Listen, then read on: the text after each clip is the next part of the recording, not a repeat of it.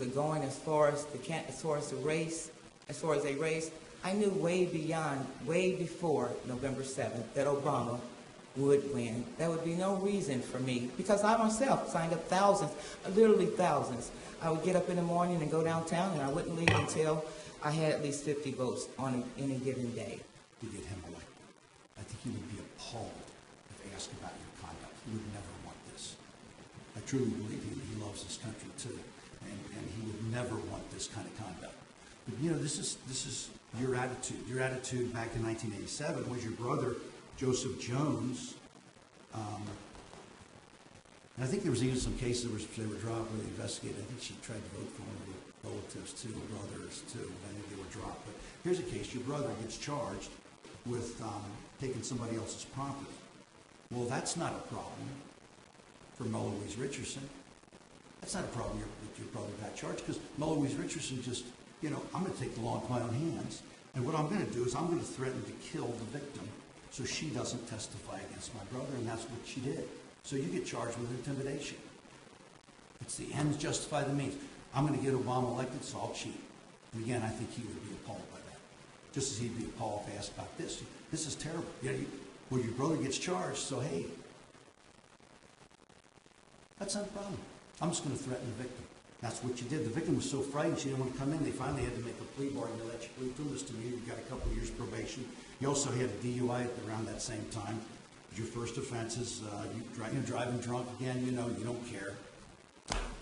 I'm drunk. I'm going to get in the car and drive. Because I'm Melowese Richardson. I don't care about other people. I don't care if I'm going to go across the line and kill somebody. I'm Melowese Richardson. I take the law in my own hands. I do what I want. See, it's not about disrespecting you. You disrespected yourself. It's not about race or anything like that. It's about criminal activity. You're a criminal. You're just a common criminal. And what did you do then after you got put on probation? What did you do then? Back in 1988, you come back again. And of course, you're in the Soul Lounge. You knock the victim down. You kick the victim in the back, face, and eye several times. You're convicted of that. But that's not enough. No, you beat up another victim in 1988 while on probation to me. Same place. Beat him up. His court judge gave you 10 days. I gave you 6 months consecutive. You served time there. But, that doesn't stop there. Again, Melowese Richardson, she, claiming to be a victim in this case, everybody is against her. But again, you took the law into your own hands again in 1993. I guess you didn't have the money, or I guess you just feel you didn't have to pay. You went into a place and stole. I'm Melowese Richardson. I can drive drunk. My brother gets in trouble. I'll just intimidate the witness. If I don't like somebody in the bar, I beat him up, kick him into submission. If I don't have the money and I don't feel like paying for something, I'm Melowese Richardson. I can just steal. And it's voting time. I'm supposed to be the guardian of the voting system. But hey, I'm Melowese Richardson. I like President Obama. And that's fine. A lot of people like President Obama. And they voted for him. They voted as fair and square. And Melowese Richardson, no, I'm going to take the law in my own hands. I'm going to use my position of trust in the Board of Elections, and I'm going to cheat. I'm going to vote absentee for myself. I'm going to vote personally for myself. Because I'm Melowese Richardson. I can do what I want. And my poor sister, who's in a coma, her name has to be dragged in court. That poor woman's been in a coma since 2003. I'm Melowese Richardson. I'm going to get some more votes for President Obama. And again, I think if he's asked about this, he'd be appalled by your conduct. Nobody wants to be elected illegally. But you're Melowese Richardson. You figure, hey, take the law in my own hands. I'm going to vote for her. I'm going to cheat. Because I'm Melowese Richardson. I've conducted my life like that. Ms. Richardson, this whole concept of one person, one vote is a sacred thing. It's what separates us from countries like Venezuela, Cuba, Iran. It's a sacred right that we all have to vote. We all should have our one vote. But if you look around this courtroom, all the people in this courtroom, you diluted the vote. In 2012, you did it. Count 2007 was 2011, municipal elections, 2011 you did it. You did it this past election multiple times, multiple years. You diluted the vote. So you've stolen, just like you steal from stores, just like you disrupt the justice system, just like you beat people up. You, again, because you're Melowese Richardson, you stole a percentage of my vote, a percentage of everybody's vote in this courtroom.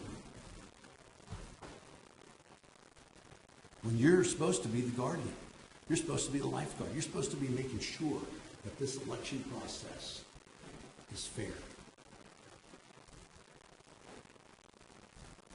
You stole part of my vote. You stole a percentage of my right to vote. And your response was completely arrogant.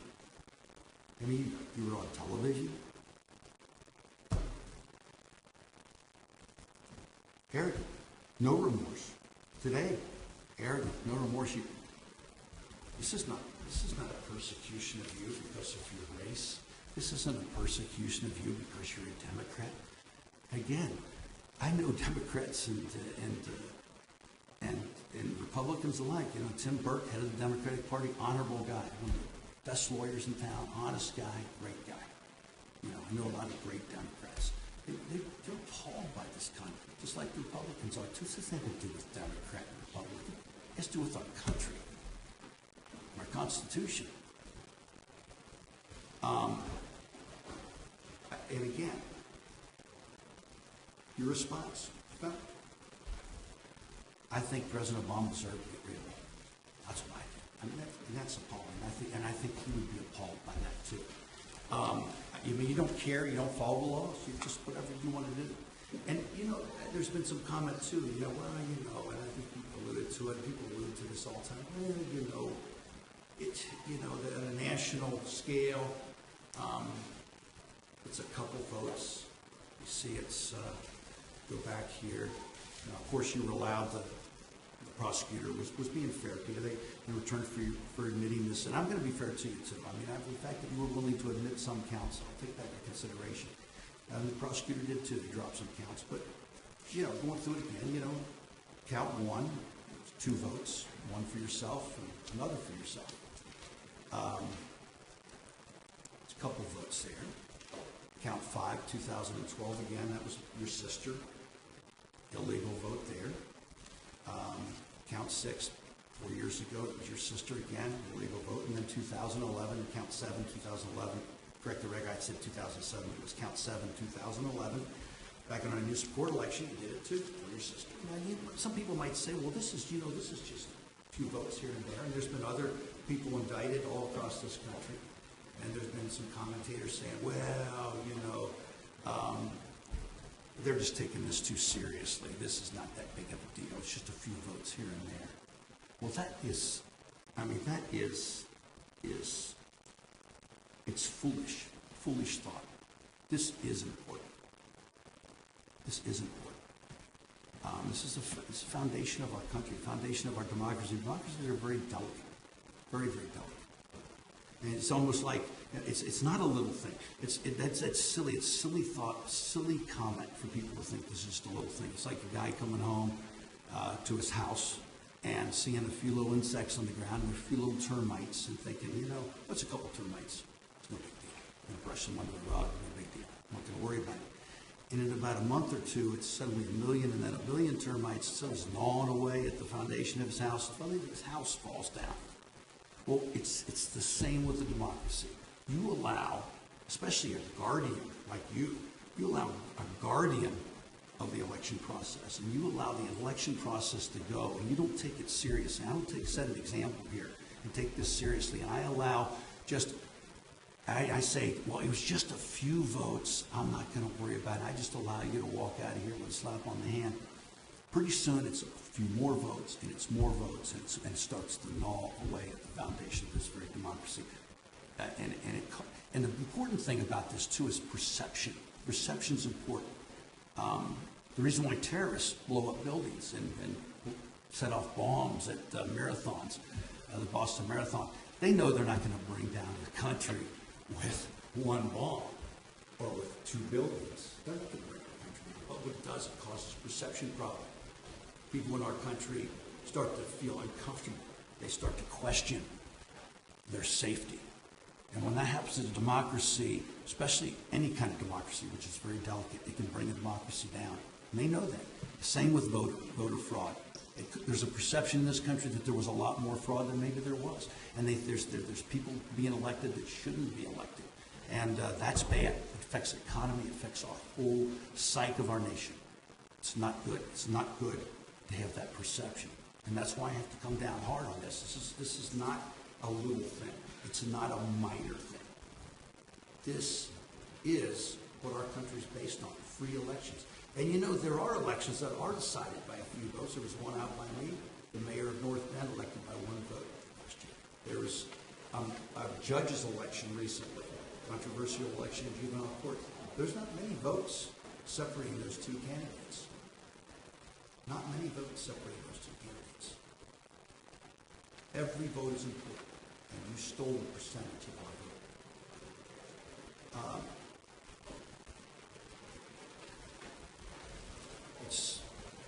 It's just beyond me that anybody would think that this conduct is appropriate or any kind of voter fraud is appropriate. Leave this courtroom, leave politely and quietly. Any comments, any screams, any yells out in the hallway, we'll have you brought back and sent to jail for 6 months. It's as simple as that. And that's the sentence of the court. Court's adjourned. Thank you, Judge.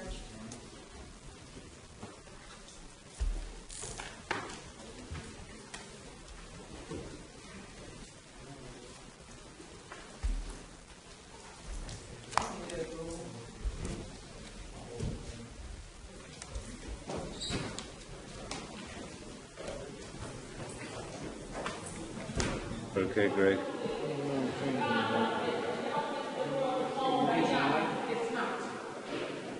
Well, share with us your feelings about the sentence, if you would, and what Judge Ruhlman had to say, and your own views about this longtime poll worker and what she did. Well, as I stated, the Board of Elections did not have an opinion as to the sentencing, but that was up to the court. We just wanted to be sure that the court understood the extent of the investigation that we had to go into in order to uncover the situation. And the fact that she was a long-term poll worker is actually very heartbreaking for us. She's one of our own. She's one of ours. She was a poll worker for a long time, and she was in a position of trust, as all of our poll workers are. We have over 3,000 poll workers. We trust and care for all of them because of how hard they work for us. So while this is a heartbreaking and personally sad day for Ms. Richardson and her family and for us at the board because of the fact of her being a poll worker, I also think there's a positive message that comes from this. And that message is that the integrity of elections in Hamilton County has been maintained, and that all allegations of voter suppression and voter fraud are investigated with due diligence by the Board of Elections. We do our job well. We take our job very seriously. There's equal justice here today, and there's only one vote per voter. And we want everyone to feel that confidence in the system, and that we will follow through and do the investigations that we need to do on everyone, even one of our own as a poll worker. So again, we think it's very sad for her personally. We're sorry for that. But again, we believe that the integrity of elections in Hamilton County have been maintained. Amy, did you take anything away from her statement where she seemed to feel like, there wasn't adequate training and the list, there was never a list? I was a criminal defense attorney for well over 10 years myself, so I understand that when she was standing there, she probably had a lot of conflicting emotions, so I don't wish to make a personal statement as to her and what she said about her training. We stand by our training. We train our poll workers very well, and we're very proud of that training, and we're very proud of our poll workers. Thank you.